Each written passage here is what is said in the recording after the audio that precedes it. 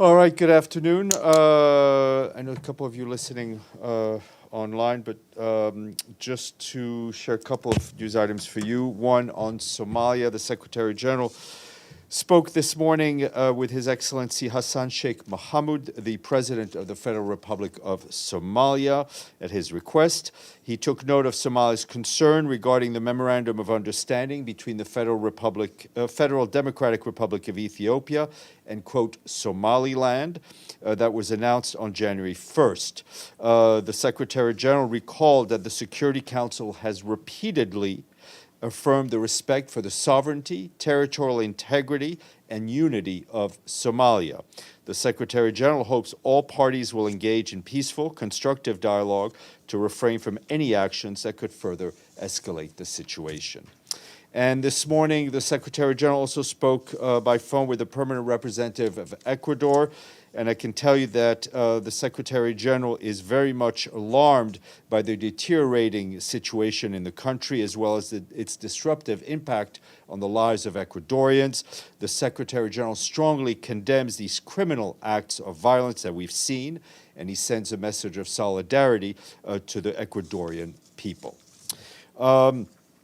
Turning to the situation in Gaza, the Office for the Coordination of Humanitarian Affairs reports that intense bombardments of the Gaza Strip continues to cause casualties and destroy and damage civilian infrastructure.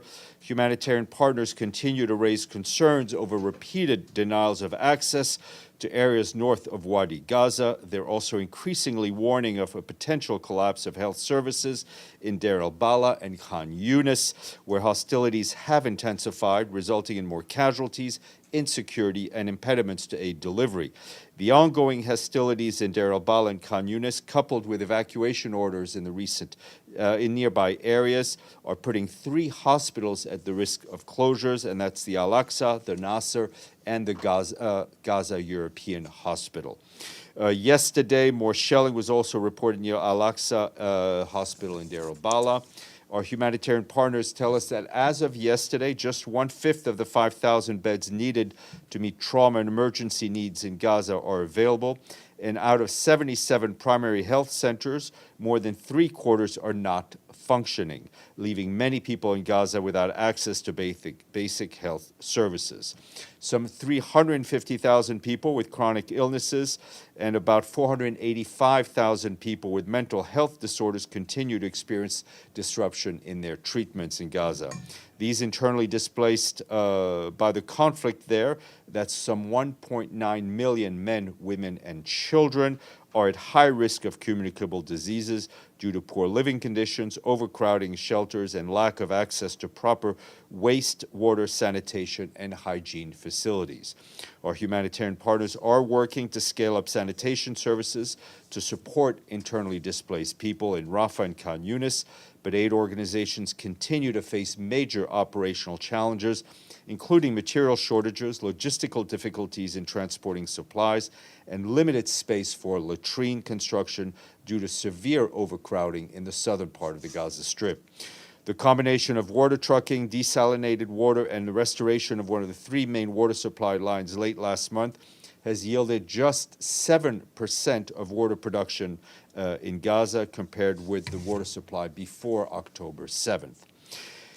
And moving on to the Central African Republic, our colleagues from the peacekeeping mission there tell us that following an attack last month in the village of Limpende Prefecture, peacekeepers continue to patrol the area, and the situation is now returning to normal, with displaced people gradually returning to the area.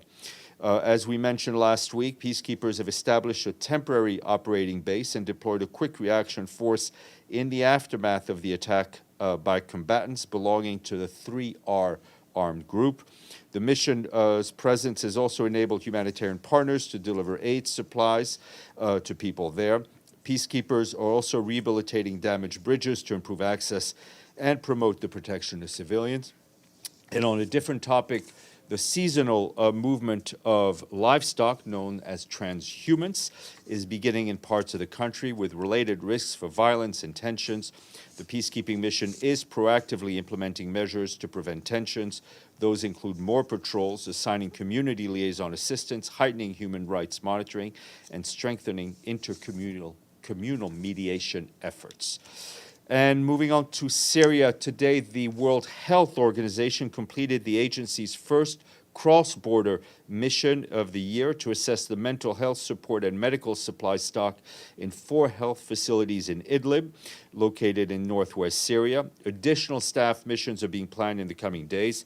This comes as we and our partners are supporting health facilities, distributing health kits, and providing winter assistance in displacement camps and communities, among other assistance. But underfunding is overstretching the operation, and we are already seeing the consequences of this shortfall in the new year. One of our partners having reportedly to suspend support to 3 water stations serving 250,000 men, women, and children. Those stations are in Idlib, and that is, of course, due to the underfunding that we keep talking to you about. That means that residents have been relying on costly water trucking since the start of the year.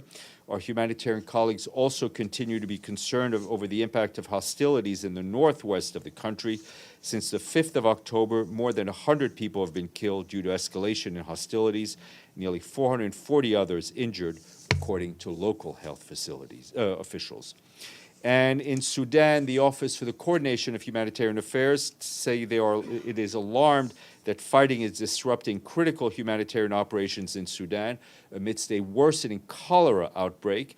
Nearly 9,000 suspected cases, which includes, sadly, 245 deaths, have been reported in 9 states in the country, which is an increase of more than 40% compared to the caseload a month ago. That's according to WHO and Sudan's Federal Ministry of Health. Given the near full-scale collapse of Sudan's healthcare sector, it's extremely worrying. Our humanitarian colleagues say they're also deeply concerned by the scale of displacement due to spreading conflict, which has fueled the largest displacement crisis on Earth. Since April, more than 6 million people have been displaced inside the country, forced from their homes, including more than 500,000 due to the clashes that erupted in Al Jazeera state just last month. And back here, the Security Council had a briefing on Ukraine this morning. Rosemary DiCarlo, the head of our Department of Political and Peacebuilding Affairs, told council members that in recent weeks, the country has been suffering some of the worst attacks since the beginning of the war. She added that civilians in frontline communities bear the heaviest burdens due to missile, drone, and artillery barrages. We're also on the brink of a 3rd year of the gravest armed conflict in Europe since the Second World War. Ms. DiCarlo said the toll of this senseless war is already catastrophic and is terrifying to contemplate where it could lead us. It must stop, she said. For her part, Edem Wasumu from the Office of the Coordination of Humanitarian Affairs told members of the Security Council that across Ukraine, attacks in extreme weather that have left millions of people in a record 1,000 villages and towns without heat or electricity or water, as temperatures drop to minus 15 degrees Celsius. The scale of humanitarian needs in Ukraine remains vast. More than 14.6 million people, that's about 40% of Ukraine's total population, require some form of humanitarian assistance. All those remarks are shared with you. And if you allow me, I just want to update you on 2 humanitarian crises we have not spoken about in a bit. The World Food Programme today warned that Rohingya refugees continue to face crisis after crisis. In March of last year, cuts in donor funding forced the World Food Programme to reduce general food assistance voucher value to the entire Rohingya refugee population from $12 to $10 per person per month, and again to $8 per person per month in June. WFP's goal is to give Rohingya refugees a full ration of $12.50 per person per month with fortified rice added as soon as possible. Even before the ration cuts, chronic malnutrition impacted 40% of the children under 5, and 12% of children were acutely malnourished. The food organization is appealing to donors to continue funding humanitarian operations and provide sustained support until all Rohingya refugees can be repatriated safely and in dignity. An additional $61 million is needed to restore the full ration of 2024.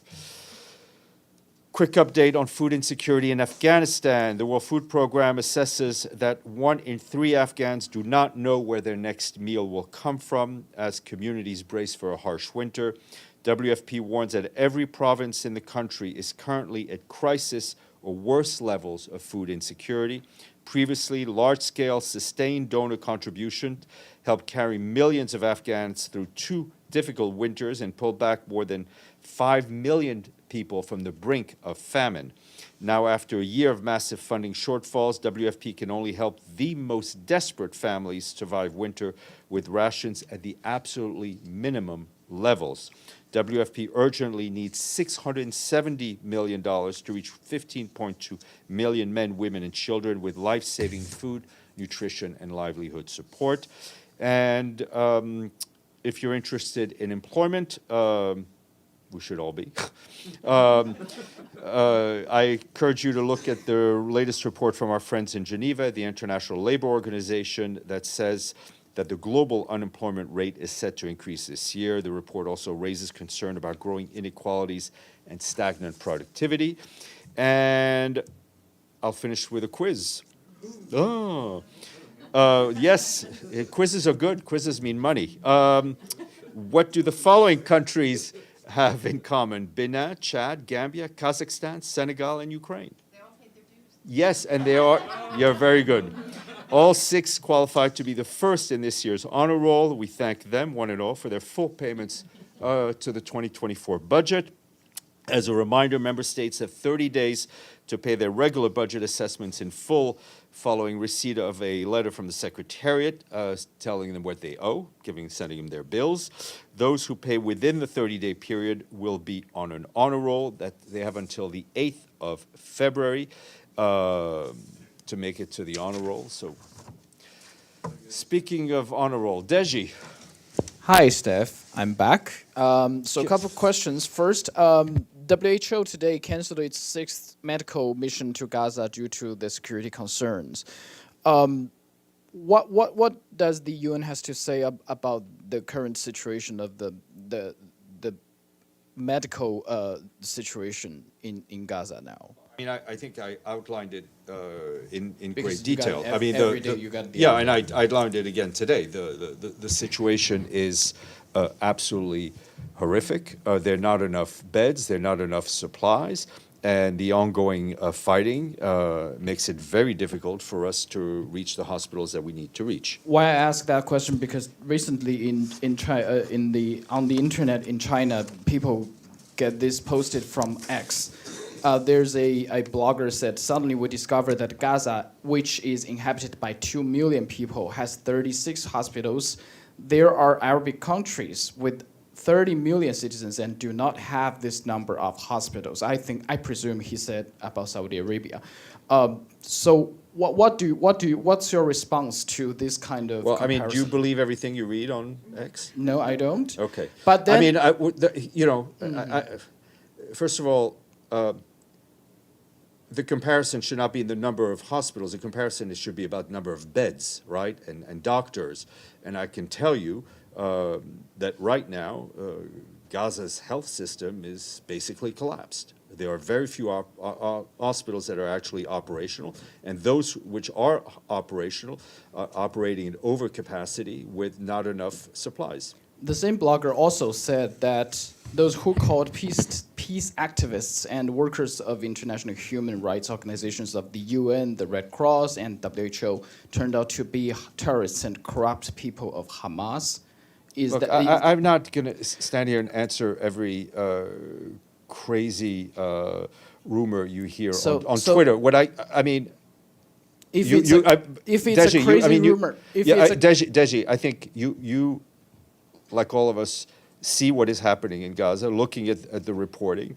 I think, and I hope you can trust the facts that I give you here every day, which paint the bleakest possible picture We have had more than, if I'm not mistaken, 140 of our colleagues killed in Gaza. We have had colleagues who have put their lives on the line to reach hospitals, to evacuate newborns, right, in the line of fire.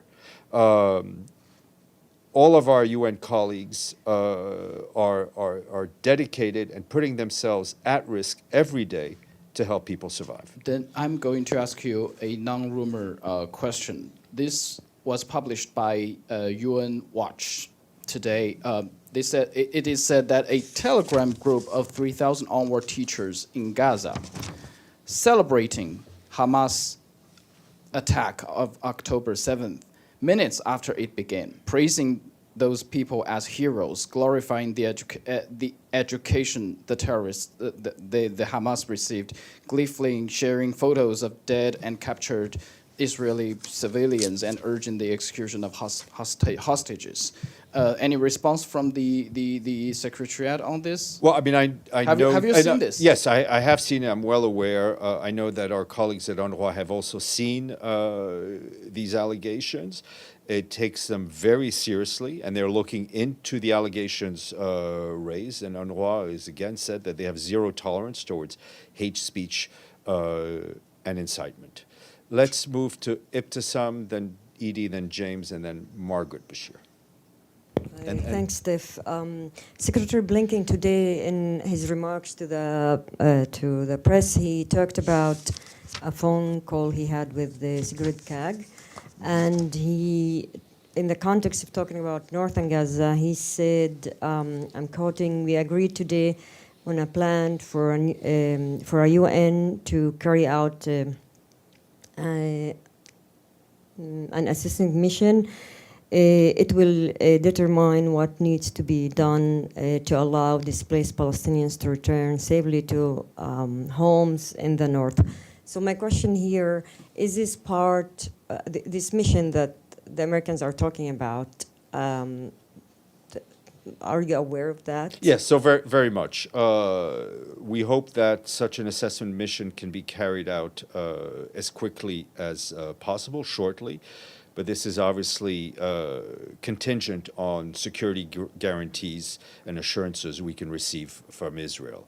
What I'm told is that a rapid, and you'll excuse the UN term, but a rapid multi-sectoral assessment mission is critical to plan the scale-up of the assistance in the north. Such a scale-up could happen once we have a better understanding of the security situation, assurances from the IDF that we can safely operate, especially given the presence of unexploded ordnance in the area, and after having delivered emergency food, medical, water, and sanitation supplies. And is this under the mission that Ms. Kaag is going to do, or is it a broader mission? Well, I mean, is it separated from her role, or? Yeah, I mean, this would be a UN mission, obviously.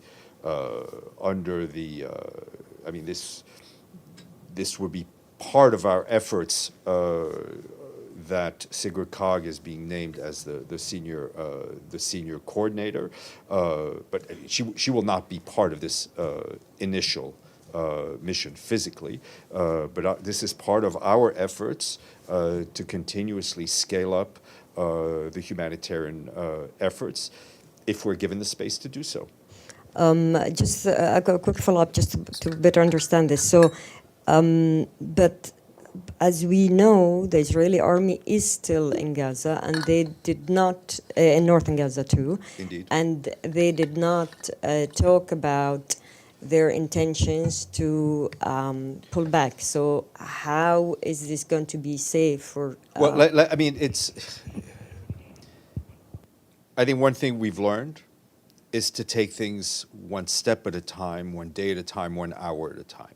Our first step right now is to get an assessment mission up there, right, to see what the situation is for our own eyes, with the conditions that I've given, and obviously that will be contingent on deconfliction and security assurances that we could get from the Israelis. Sure. Okay, thank you. You have been reporting about hunger and in Gaza. So my question, and a lot of local reports talk about also famine-like situation, which you also talked about. My Reports question about is famine. Yeah. So my question is whether the UN was able to register any deaths in Gaza because or caused by hunger or famine. I don't have that information with me. We can ask our WFP colleagues. We also hope to have somebody brief you from Gaza this week. Edith, then James. Thank you, Steph. Two questions. First, does the Secretary General have any comment on the largest number of drones and missiles that the Houthis launched on shipping in the Red Sea in the past day? I mean, we continue to be very concerned about the situation in the Red Sea, not only because of the situation itself and the risks that it causes to global trade and to the environment and to lives, but also at the risk of the escalation of the broader conflict in the Middle East. And secondly, does the Secretary General have any comment on the escalating violence in Ecuador that's basically led the country to be shut down and the invasion by gang members into a public television studio that was broadcasting live? Edie, you unfortunately missed the first scene of the first act sorry. of this briefing. Had this been the Metropolitan Opera, you would not have been allowed to take your seat mid-performance. But I will repeat it for you that he spoke to the ambassador of Ecuador this morning and strongly condemned these criminal acts that we've seen, and he expressed his solidarity with the people of Ecuador. I also missed the first scene, so I'm going to ask a stupid question in a moment, I think. But first, just to follow up on this mission that you have been allowed to have to northern Gaza. What is your hope in terms of time frame? You said soon. Is this something that could happen this week if the right security was in place? It hinges most importantly on the security guarantees that we can get. We hope to do it shortly. Okay, and the thing I missed, I know that you read a statement on Somalia at the beginning of the briefing. Can you just give us some more details of who was exactly on this helicopter? Were they all UN staff? Okay, you did miss the first act. I did read a statement on Somalia, but it was not on the issue that you raised. Oh, okay. So then I want to ask you about the Maybe issue. we could just somebody could play the Sorry, tape. but there was a Security Council meeting ending, and we had to speak to diplomats. There was That's a reason fine. not to be Okay, here. it's fine. Anyway, so there is a UN helicopter that apparently has mistakenly landed in Al-Shabaab territory. With 7 passengers on board who've been taken hostage by Al-Shabaab. Can you confirm this? What is the UN doing? Yes, I can confirm that there was an incident involving a UN-contracted helicopter that took place today in Galmudug in Somalia. Response efforts are underway, but I think you will all understand, for the sake of the safety of all those on board, we're not going to say anything more at this point. But who was on board? Were they all UN staff? It's our primary concern is for their safety, so we will leave it at that for now. And I'm assuming your other statement about Somalia was about the Secretary General speaking to the President of Yes, Somalia. sir. Just on the timeline, had this happened when he spoke to him? Did they discuss this incident? Yes, it did. It was the phone call was about 2 hours ago. I don't know if they discussed it. I didn't have a chance to speak to the SG since then. Okay, and on that, how concerned is the SG about the tensions created by the Ethiopia deal, about the tensions between Somalia and Somaliland? Yeah, I mean, it is obviously concerning in an area of the world that is already tense as it is. I mean, for our part, and the real aim of the phone call was to reaffirm to the president of Somalia that for us, we have the guidance from the Security Council, which reaffirmed the support for the territorial integrity, the sovereignty, and the unity of Somalia. Okay, and one final follow-up on Yemen, if I can, which is we're well aware of what you've said about the Red Sea and condemning the incidents in the Red Sea, and the Security Council is going to vote on this later on this afternoon. But after this latest incident, the most serious so far that's happened, the UK Defence Secretary was asked if Western governments would intervene militarily, and his reply was, watch this space. How concerned is the Secretary-General not just about the Red Sea situation, but about the very uneasy peace that you have between Saudi Arabia and Yemen? How worried are you that all of that could be blown up? I mean, worried. I mean, I think you've described a very uneasy peace. I mean, I think Hans Grunberg has done immense work in the last few weeks, bringing the parties together, pushing them towards the roadmap, towards political discussions under UN auspices. We would hate to see anything or any acts put that at risk. And the ongoing situation in the Red Sea is indeed concerning in that respect. Maggie, then Alejandro, and then I'll go to the two guys in the back there. Two guys. On the helicopter, just a couple follow-ups. The number on board is somewhere between 6 and 9. Can you confirm? No, I just, for the safety of everyone on board, we're just going to hold tight for now. Okay, and there was a report possibly that someone was killed already. Can't confirm it yet. Okay, and the plane, the helicopter went down because of a technical issue. It landed. Was that you don't have Maggie, any your details? questions are extremely valid and pertinent, but I can't answer them. Okay, and then just Desi's question reminded me about the Israeli journalist who reported that an UNRWA teacher had held an Israeli person hostage, and you guys had been looking into that. But was there ever any we resolution? received, as far as I know, UNRWA received no additional information that could help identify, help them kind of look, do some initial steps into So it. do you think it's not a true story? I'm not saying, Okay. you should ask UNRWA for more information, but that's Okay, what. and then my real question, tomorrow the ICJ is taking up the issue of the South Africa's Mm-hmm. case against Israel on the issue of Gaza. Does the Secretary General, is he watching the case? Will he be watching the hearing tomorrow? Do you have I any? mean, we're of comment? course aware of the case, and we'll be watching what happens in court. But the ICJ, as you know, is the International Court of Justice is independent of the Secretary General. He has no impact, influence over them, so they are independent. But we have no comment on the proceedings. Alejandro. Thank you, Steph. I have a follow-up on the situation in Ecuador. The situation there remains or continues to be very volatile, and there is a growing concern that there is even a real threat to the rule of law and democracy in Ecuador. So I wonder if you can share with us a little bit more on any kind of view or assessment that you have done on the situation there. And also in this context, has the current Ecuadorian government reached out seeking any kind of support or help? No, I'm not aware of any request for support in any way.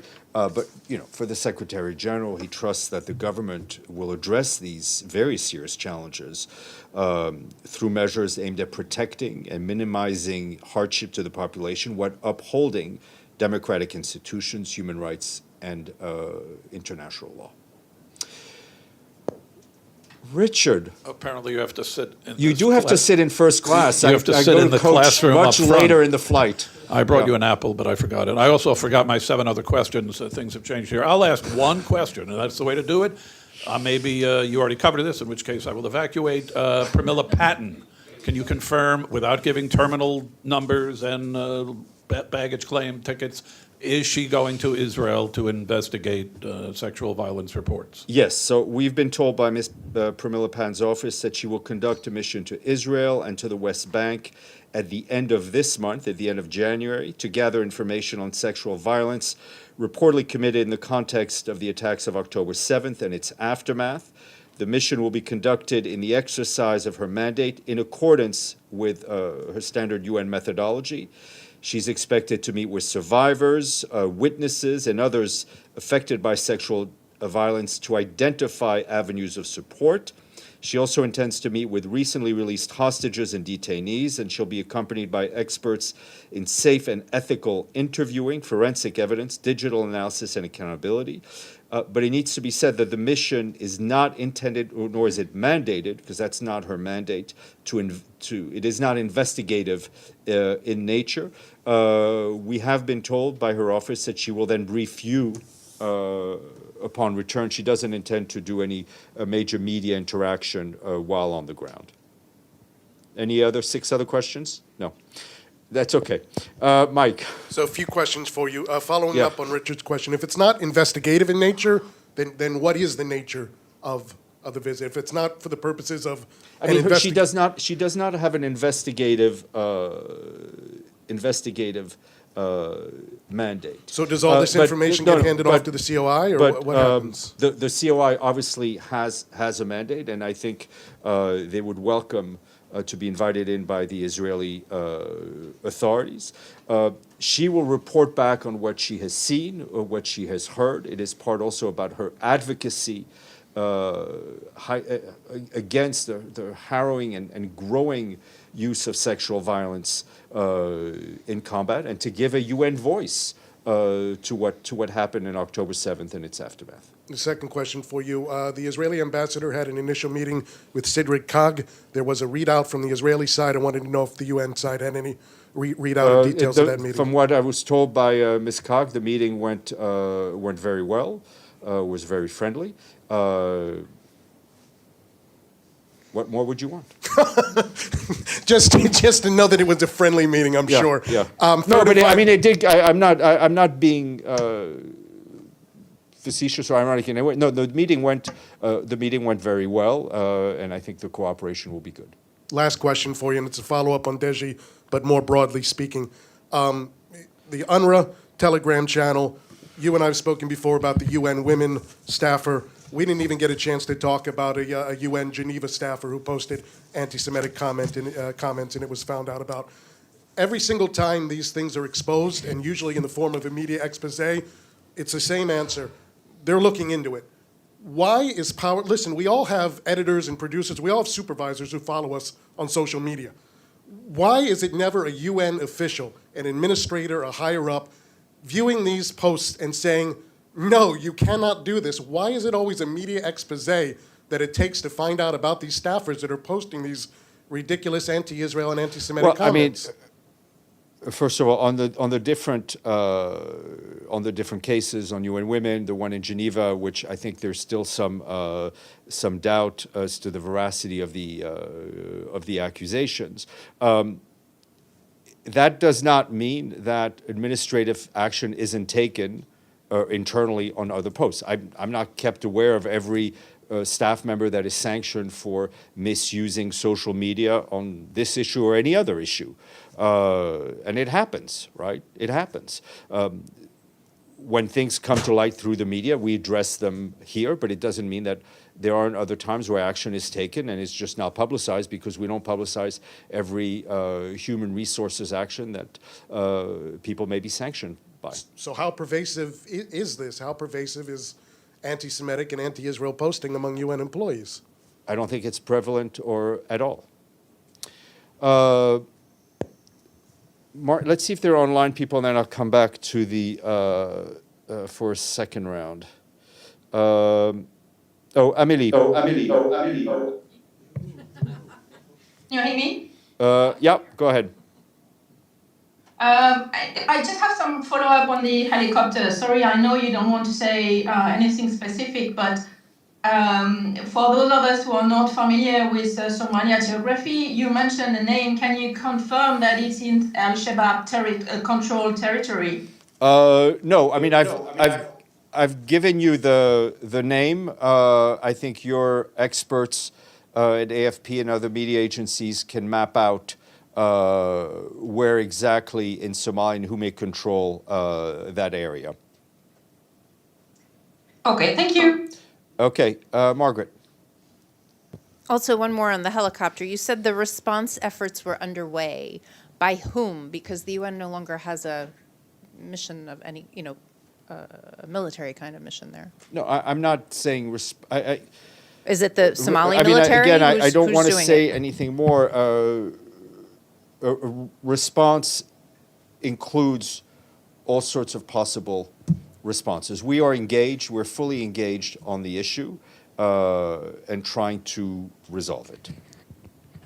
But wouldn't there be some sort of a military response to go rescue the people in the? Maggie, again, you're doing your job. I mean, they're not going to send the police. No, you're doing your job. Okay. I'm doing mine. Okie doke.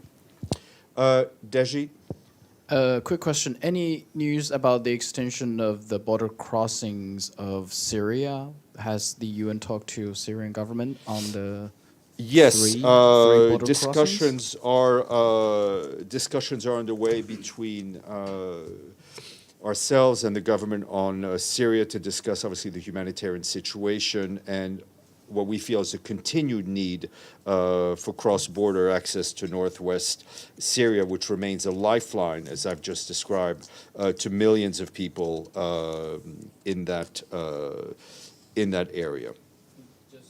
Just a follow-up. Does that mean, technically speaking, now the Baba Hawa has already Baba Hawa border crossings would transfer whether to decide to open the border crossing has already been transferred from Security Council, because that's the resolution, right, to Syrian government. Mm-hmm. Is that the case? Yeah. So the Security Council. The as I discussions understand, right now will are leave there. between us and the government of Syria. Okay. Okay. Edie, and then I think we will go eat. Thanks, Steph. Just a quick follow-up on Sigrid Kaag. Is she here, or has she gone to Washington already? She was in this building as of 9:15 this morning when I last spoke to her and saw her background in her office, and it was clearly in the UN. She will have traveled to Washington. I think that will be later this week, and we'll share details with you. Enjoy the day. I know I will.